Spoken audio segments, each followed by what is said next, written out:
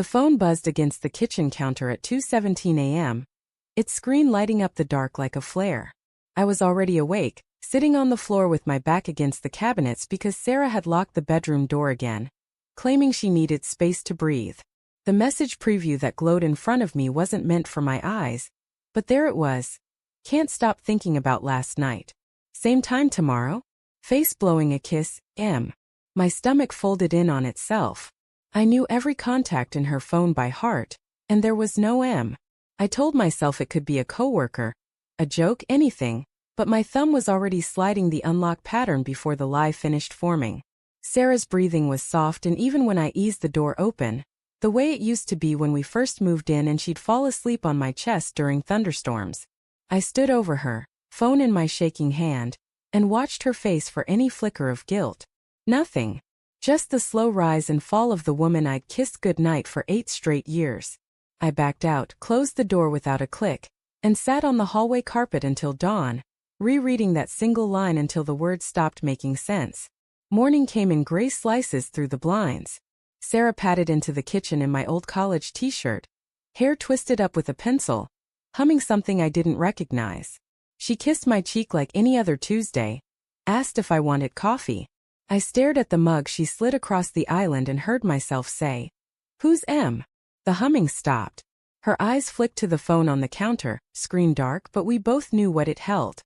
She recovered fast, laughed it off as her new yoga instructor, said the emoji was just friendly encouragement.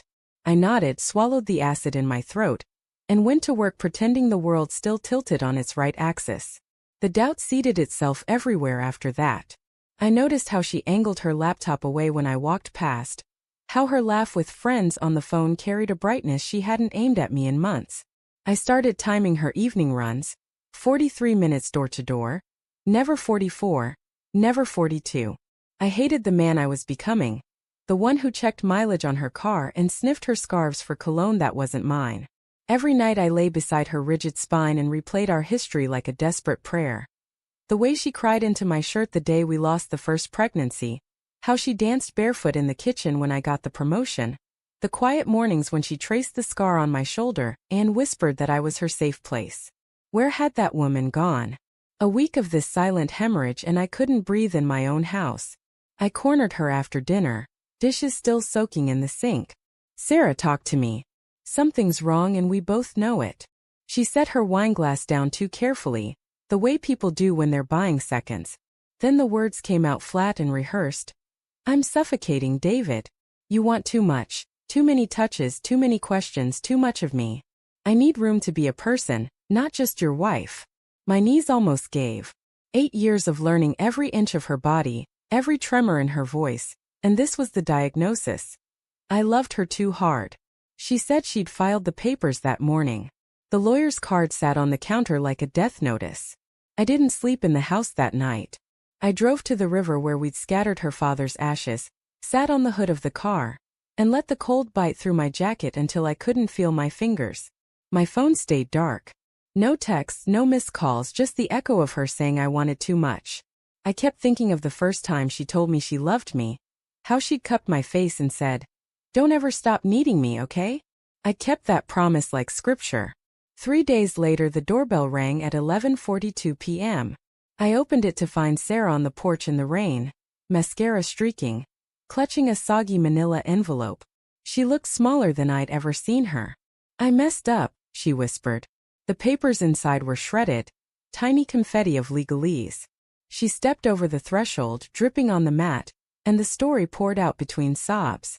The M was Mark from accounting, new hire, charming, divorced, always joking about how stifled marriage looked from the outside. It started with venting about my clinginess, escalated to drinks after work, then hotel rooms that smelled like bleach and regret. She swore it was only physical, that she'd ended it the day she filed, that watching me pack a suitcase had snapped something awake inside her. I wanted to believe the tears were real, but I'd seen her cry on command when we fought about whose turn it was to call the plumber. I asked the question that burned hottest. "When you were with him, did you think of me at all?" She looked at the floor, rain dripping from her hair onto my socks. "I thought of how easy it was," she said. "No history, no weight. Just air." The honesty sliced deeper than any lie could have. We stood in the foyer for a long time, two people who used to finish each other's sentences now struggling for air in the same room. She reached for my hand. I let her hold it, but I felt nothing except the chill from the open door. "I'll do therapy, couples counseling, whatever you need," she said. "I don't want to lose us." The word tasted like rust. I thought of the nights I'd lain awake cataloging her freckles, the way I still set 2 coffee mugs out of habit. I thought of Mark's easy air and how I'd never be that for her again. "I'm not filing a counter-petition," I said.